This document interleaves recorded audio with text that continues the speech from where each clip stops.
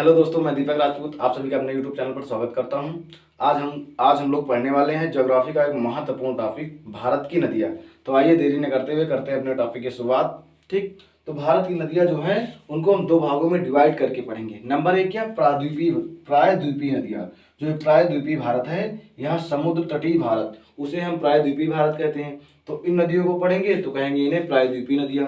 और इन नदियों को पढ़ेंगे जो हिमालय से निकलती हैं, यहाँ पर सारा हिमालय है, हिमालय पर्वत जो हिमालय से निकलती हैं उन्हें हम हिमालयी नदियों के नाम से जानते हैं। तो आइए देखते हैं हिमालय नदियाँ। यहाँ पर एक तिब्बत में मानसरोवर झील है, तिब्बत में मानसरोवर झील है, वहां से एक नदी निकलती है सिंधु नदी, जो कि जम्मू कश्मीर होते हुए इधर पाक होते हुए अरब सागर में गिर जाती है, इधर अरब सागर में गिर जाती है, जिसे हम कहते हैं सिंधु नदी, जिसे हम कहते हैं सिंधु नदी। आप लोगों ने हिस्ट्री में पढ़ा होगा सिंधु घाटी सभ्यता। तो सिंधु घाटी सभ्यता जो थी इसी नदी के किनारे स्थित थी। सिंधु घाटी सभ्यता जो थी वह इसी नदी के किनारे स्थित थी। इसकी लंबाई जो है 2880 किलोमीटर, 2880 किलोमीटर। इस नदी से बस इतना ही याद रखना है आप लोगों को। यह तिब्बत के मानसरोवर झील से निकल करके जम्मू कश्मीर से होकर के पाकिस्तान होते हुए अरब सागर में गिर जाती है। इसकी लंबाई 2880 किलोमीटर। ठीक, और इसकी कुछ सहायक नदियां हैं, इसकी कुछ सहायक नदियां हैं जिन्हें आइए देख लेते हैं। उनको क्रम से याद रखते हैं। देखो क्या है, नंबर एक क्या है, झेलम। क्या है, झेलम। नंबर दो चिनाब, झेलम चिनाब, फिर रावी, फिर व्यास, फिर सतलज। ये क्या है, सिंधु की सहायक नदियां हैं जिसे हम पंचनद के नाम से जानते हैं। झेलम, चिनाब, रावी, व्यास, सतलज, ये सिंधु की 5 सहायक नदियां हैं जिन्हें हम पंचनद के नाम से जानते हैं। ठीक, तो देखो जो झेलम नदी है ये जम्मू कश्मीर, झेलम नदी जो है ये जम्मू कश्मीर से निकलती है। कहाँ से निकलती है, जम्मू कश्मीर से निकलती है, और ये आगे चल करके पाक में चिनाब नदी से मिल जाती है। किससे मिल जाती है, ये जो है चिनाब नदी से मिल जाती है। ठीक, ये जम्मू कश्मीर में है। कौन सी, झेलम नदी। झेलम नदी जम्मू कश्मीर के शेषनाग झील से निकलती है। कहाँ से निकलती है, शेषनाग झील से निकलती है, जो कि आगे चल करके चिनाब नदी में मिल जाती है। और ये चिनाब नदी जो है हिमाचल प्रदेश से निकलती है। कहाँ से, हिमाचल प्रदेश से निकलती है, हिमाचल प्रदेश की निकलती है, और आगे चल के यह सिंधु नदी में मिल जाती है। फिर उसके बाद झेलम, चिनाब, फिर उसके बाद रावी नदी। कौन सी, रावी। रावी नदी भी यहाँ से निकलती है हिमाचल प्रदेश से, और ये आगे चल करके चिनाब नदी में ही मिल जाती है। ये कौन सी है, चिनाब नदी। ये है झेलम और ये रावी। ठीक, फिर उसके बाद देखो झेलम, चिनाब, रावी, फिर उसके बाद व्यास नदी, ये भी हिमाचल प्रदेश से निकलती है। ये तीनों नदियां जो हैं हिमाचल प्रदेश से, चिनाब और रावी, व्यास, ये तीनों हिमाचल प्रदेश से निकलती हैं। फिर इसके बाद ये क्या है, सतलज नदी। सतलज नदी जो है यहीं से राकास्ताल है, तिब्बत में मानसरोवर झील के पास एक है राकास्ताल, वहां से निकलती है और इधर होते हुए या यहाँ पर झेलम नदी में मिल जाती है। किसमें, चिनाब नदी में मिल जाती है, आगे चल करके चिनाब नदी में मिल जाती है। तो देखो यहाँ से निकलती है, यह कहाँ से निकलती है, राकास्ताल। कहाँ से निकलती है, राकास्ताल से निकल करके यह आगे चल करके पाकिस्तान में चिनाब नदी से मिल जाती है। और यहाँ पर जो एक नदी छोड़ देती है, व्यास। व्यास पंचनद की एक ऐसी नदी है, व्यास जो है पंचनद की एक ऐसी नदी है जो भारत में ही उत्पन्न होती है और भारत में ही मिल जाती है दूसरी नदी से। ठीक, ये क्या है, पंचनद की सबसे छोटी नदी, पंचनद की सबसे छोटी नदी है। ये पंचनद की व्यास सबसे छोटी नदी है, और पंचनद की सबसे बड़ी नदी जो है ये है चिनाब नदी। कौन सी है, चिनाब नदी। ठीक, ये इतना याद रखना है। जो व्यास नदी है ये कहाँ से निकलती है, ये रोहतांग दर्रे के पास से निकलती है। रोहतांग दर्रा आप लोगों ने पढ़ा होगा। ठीक, हिमाचल प्रदेश में वहां से निकलती है। फिर उसके बाद देखो पढ़ लेते हैं हमारे भारत की एक महत्वपूर्ण नदी, गंगा नदी। कौन सी नदी, गंगा नदी।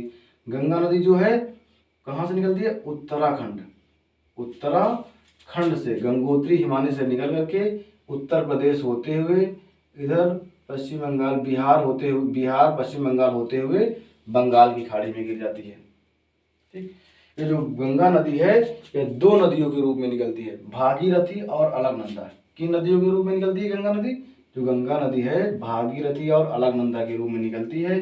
फिर यह यहाँ पर उत्तराखंड में आपस में मिल करके आगे चलती है तो इसका नाम गंगा पड़ जाता है। भागीरथी और अलकनंदा जब आपस में मिलती हैं तो उनका नाम गंगा पड़ जाता है। फिर यह उत्तराखंड उत्तर प्रदेश होते हुए बिहार पश्चिम बंगाल होते हुए बंगाल की खाड़ी में आकर के गिर जाती है।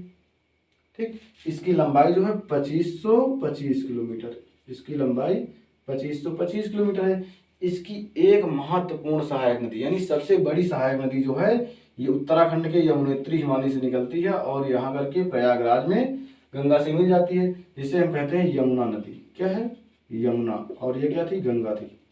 ठीक, यमुनोत्री हिमालय से निकल करके प्रयागराज में गंगा में मिल जाती है। इसकी सहायक नदियाँ देखो कुछ हैं, चंबल हो गई, बेतवा हो गई, चंबल हो गई, कौन सी? चंबल, बेतवा, और इधर केन आती है, चंबल बेतवा केन। ये किसकी हैं? यमुना की सहायक नदियां हैं, चंबल बेतवा केन। ठीक, और यहाँ से गंगा की सहायक नदियां कुछ निकलती हैं, गंगा की सहायक नदियां जो कि हिमालय से निकल करके आती हैं, जैसे घाघरा हो गया, कौन कौन सी? घाघरा हो गया, कोसी हो गई, जैसे क्या घाघरा कोसी, ये सब क्या है? गंगा की सहायक नदियां हैं, घाघरा कोसी गंडक। ठीक, क्या है? गंडक, ये क्या है? जो कि हिमालय से निकल करके आती है, गंगा की सहायक नदियां। ठीक, और फिर देखो जब यह गंगा नदी ठीक उत्तर प्रदेश बिहार पश्चिम बंगाल होते हुए बांग्लादेश में प्रवेश करती है तो इसका नाम पद्मा हो जाता है। इसका नाम क्या हो जाता है? पद्मा। इसका नाम पद्मा पड़ जाता है। यहाँ पे क्या पड़ जाता है? पद्मा। देखो फिर एक दूसरी नदी यहीं से निकलती है, सांगपो, तिब्बत के मानसरोवर झील के पास से ही, तिब्बत के मानसरोवर झील के पास से ही एक नदी निकलती है, कौन सी? सांगपो। ठीक, जिसका असम में आकर के नाम दिहांग पड़ जाता है। क्या पड़ जाता है? दिहांग पड़ जाता है। फिर आगे आकर के असम में, सॉरी, अरुणाचल प्रदेश में इसका नाम दिहांग पड़ जाता है। फिर आगे आकर के असम में, कहाँ पे? यहाँ पे असम में इसका नाम पड़ जाता है ब्रह्मपुत्र। क्या पड़ जाता है? ब्रह्मपुत्र पड़ जाता है। ठीक, और आगे जब आती है ये कहाँ पे? बंगाल पे। कहाँ आती है? बांग्लादेश, बंगाल पे आती है तो इसका नाम पड़ जाता है जमुना। और ये जमुना और पद्मा यानी कि पद्मा और जमुना मिल करके पद्मा और जमुना मिल करके मेघना का निर्माण करती हैं। किसका? मेघना। जब ये दोनों आपस में मिलती हैं तो नदी कौन सी कहलाती है? मेघना। जब ये आपस में गिरती है तो किसका? सुंदरवन डेल्टा का, एक बहुत बड़े डेल्टा का निर्माण करते हैं। जब ये नदियाँ गंगा और ब्रह्मपुत्र दोनों आपस में मिल करके ठीक यहाँ पर गिरती, बंगाल की खाड़ी में गिरती हैं तो एक ही बहुत ही बड़े डेल्टा का निर्माण करते हैं, जिन्हें कहते हैं क्या? सुंदरवन डेल्टा। क्या कहते हैं? सुंदरवन डेल्टा। ये क्या है? ये सबसे बड़ा डेल्टा है। सुंदरवन डेल्टा जो है यह सबसे बड़ा डेल्टा है। और सांगपो नदी जो है थी इसकी लंबाई 2900 किलोमीटर है। कहाँ से? तिब्बत के मानसरोवर झील से निकल करके सांगपो नदी यहाँ अरुणाचल प्रदेश में जब आती है तो इसका नाम दिहांग पड़ जाता है। जब आगे आती है असम में तो इसका नाम ब्रह्मपुत्र पड़ जाता है। फिर बांग्लादेश में जब आती है तो जमुना पड़ जाता है इसका नाम। जब पद्मा और जमुना दोनों मिल जाती हैं तो इसका नाम मेघना पड़ जाता है। और जब ये ब्रह्मपुत्र है, ये क्या है? ब्रह्मपुत्र में इसमें दो नदी द्वीप पाए जाते हैं इसी नदी में। किसमें? ब्रह्मपुत्र में, असम में।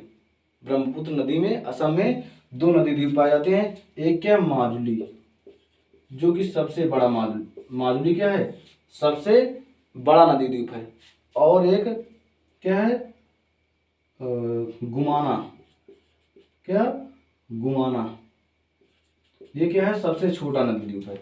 माजुली जो है सबसे बड़ा नदी द्वीप है और गुमाना जो है सबसे छोटा। इसे उमानंद के नाम से भी जानते हैं, उमानंद। ये सबसे बड़ा नदी द्वीप है जो कि ब्रह्मपुत्र नदी पर पाया जाता है और ये गुमाना सबसे छोटा नदी द्वीप है। ये भी ब्रह्मपुत्र नदी पर पाया जाता है। अगर पूछे जाए कि भारत की सबसे लंबी नदी कौन सी है, तो वह ब्रह्मपुत्र ना होकर के गंगा नदी होगी, क्योंकि गंगा नदी की लंबाई जो है भारत में सर्वाधिक है। इससे ज्यादा ये लंबी तो है 2900 किलोमीटर, लेकिन यह क्या है, बाहर है, भारत से बाहर है। भारत में लंबाई इसकी कम है और गंगा की ज्यादा है। ठीक, इसके बाद देखते हैं और नदियां दूसरी। यहाँ पर क्या है, अरावली पहाड़ियां हैं। यहाँ पर क्या है, अरावली पहाड़ियां, जो कि सबसे प्राचीनतम पहाड़ी है। सबसे प्राचीनतम अरावली, अरावली पहाड़ियां क्या है, सबसे प्राचीनतम पहाड़ी है। यहाँ से एक नदी निकलती है, लूनी नदी निकलती है। कौन सी, लूनी नदी निकलती है, जो यहाँ कच्छ के रण में आकर के समा जाती है। इससे क्वेश्चन पूछा जाता है कि वह कौन सी नदी है जो भारत से ही उत्पन्न होती है और भारत में ही विलुप्त हो जाती है। ठीक, विलुप्त हो जाती है, कौन सी नदी होगी, लूनी नदी होगी। फिर इसके बाद यहाँ से अरावली पहाड़ी से ही एक नदी और निकलती है, जिसे हम साबरमती के नाम से जानते हैं, साबरमती नदी। ठीक, ये साबरमती नदी अरावली पहाड़ी से निकलती है, गुजरात में अहमदाबाद होते हुए, राजस्थान फिर गुजरात में से अहमदाबाद होते हुए यहाँ पर अरब सागर में गिर जाती है, अरब सागर में गिर जाती है। यहाँ पर आप लोगों ने साबरमती आश्रम पढ़ा होगा। गांधी जी ने साबरमती आश्रम जो बनाया था, इसी नदी पर बनाया था। किस नदी पर, साबरमती पर। साबरमती आश्रम जो बनाया था गांधी जी ने, साबरमती नदी पर ही बनाया था। फिर देखो यहाँ पर एक है अमरकंटक। क्या है, अमरकंटक, अमरकंटक। यहाँ से 3 नदियाँ निकलती है। एक तो निकलती है इधर, नर्मदा निकलती है। ठीक, एक यहाँ से निकलती है, महानदी निकलती है, और एक गंगा की सहायक नदी सोन यहाँ से निकलती है। गंगा की सहायक नदी सोन। इससे क्वेश्चन पूछा जाता है सोन से, वह कौन सी गंगा की सहायक नदी है, तो दक्षिण से आकर के गंगा में मिलती है। एक यही नदी है जो दक्षिण से जाकर के गंगा में मिलती है। तो कौन सा क्वेश्चन पूछा है, वह कौन सी गंगा की सहायक नदी है जो कि दक्षिण से जाकर के गंगा में मिलती है, तो कौन सी है, सोन है। और ये कौन सी है, नर्मदा, और ये महानदी। ये तीनों नदियाँ कहाँ से निकलती हैं, अमरकंटक से निकलती हैं। महानदी पर आप लोगों ने पढ़ा होगा हीराकुंड बांध, जो कि सबसे लंबा बांध, सबसे लंबा बांध कौन सा, हीराकुंड है। ये कहाँ से, किस नदी पर है, महानदी पर है, इसी नदी पर है, महानदी पर, जो कि जाकर के इधर बंगाल की खाड़ी में गिर जाती है। और फिर नर्मदा नदी को देखते हैं। नर्मदा नदी जो है यह उल्टा प्रवाह यानी कि पश्चिम की ओर बहती है। ये क्या है, उल्टा प्रवाह वाली नदी है, जो कि पश्चिम की ओर बहने वाली नर्मदा नदी है। और एक ये भी दिया जाता है ताप्ती। कौन सी, ताप्ती। नर्मदा तथा ताप्ती जो है उल्टा प्रवाह वाली नदियां हैं, उल्टा बहने वाली। ये एस्चुरी का निर्माण करती हैं, यानी कि झरना का, जलप्रपात का निर्माण करती हैं। ये धुआंधार जलप्रपात। कौन सा जलप्रपात, धुआंधार जलप्रपात, धुआंधार जलप्रपात का निर्माण करती हैं। कौन कौन, नर्मदा और ताप्ती नदियाँ। ये पश्चिम की ओर बहने वाली नदियाँ हैं। ये एस्चुरी भी आता है, एस्चुरी का निर्माण करती हैं। उसके बाद देखो पढ़ लेते हैं, यहाँ पर एक नदी है,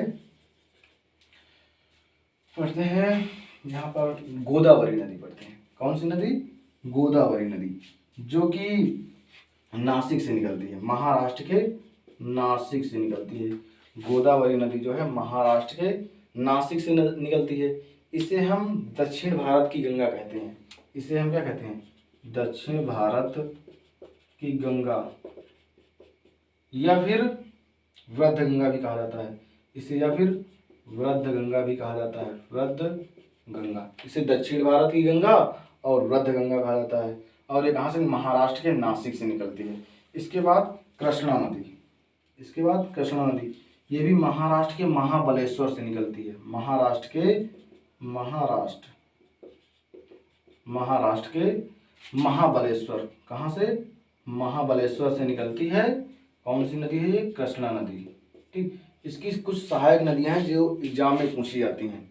इसकी सहायक नदियां जो कि एग्जाम में पूछी जाती हैं, जैसे तुंगभद्रा। कौन सी, तुंगभद्रा, मालप्रभा, घाट मालप्रभा और घाट प्रभा, ये इसकी सहायक नदियां हैं जो कि एग्जाम में बहुत ही ज़्यादा पूछी जाती हैं। उसके बाद इसके नीचे एक नदी है कावेरी नदी। कौन सी नदी, कावेरी, जो कि कर्नाटक से निकलती है। कहाँ से, कर्नाटक से। ये है कावेरी नदी। इसे दक्षिण भारत का धान्यागार भी कहा जाता है। इस नदी को दक्षिण भारत का धान्यागार, इस नदी को दक्षिण भारत का धान्यागार भी कहा जा सकता है। ये क्या है, नासिक से निकलती है गोदावरी नदी, गोदावरी नदी जो कि नासिक से निकलती है। कृष्णा नदी महाराष्ट्र के महाबलेश्वर से निकलती है, और एक कावेरी नदी कर्नाटक से निकलती है। कृष्णा नदी की सहायक नदियाँ तुंगभद्रा, मालप्रभा, घाटप्रभा, क्षणप्रभा भी आती है। फिर कावेरी नदी कर्नाटक से निकलती है, जिसे दक्षिण भारत का धान्यागार कहा जाता है, इसे ये याद रखना है। अमरकंटक से तीनों नदियाँ निकलती हैं, कौन कौन सी, नर्मदा निकलती है। इधर सोन नदी जो कि गंगा की सबसे बड़ी सहायक नदी, गंगा की सबसे बड़ी नहीं, दक्षिण से जाने वाली, दक्षिण से जाकर के गंगा में मिलने वाली एकमात्र सहायक नदी कौन सी, सोन नदी, जो कि अमरकंटक से निकलती है। उसके बाद ये क्या है, महानदी। महानदी पर कहाँ से निकलती है, अमरकंटक से निकलती है। कहाँ पर गिरती है, बंगाल की खाड़ी में गिरती है। और इस पर एक सबसे बड़ा बांध, हीराकुंड बांध, महानदी पर कौन सा बांध है, हीराकुंड बांध सबसे बड़ा बांध। फिर देखो यहाँ पर सतलज जो है, सतलज से एक इंदिरा गांधी नहर निकलती है जो राजस्थान में जाती है। ये भी याद रखो, इंदिरा गांधी नहर। ये भी पूछा था, इंदिरा गांधी नहर किस नदी से निकलती है, तो सतलज नदी से निकलती है। अगर सतलज नहीं दिया तो ब्यास भी चल जाता है, ब्यास अगर आपसे नहीं आ रहा, ब्यास भी आप कर सकते हैं।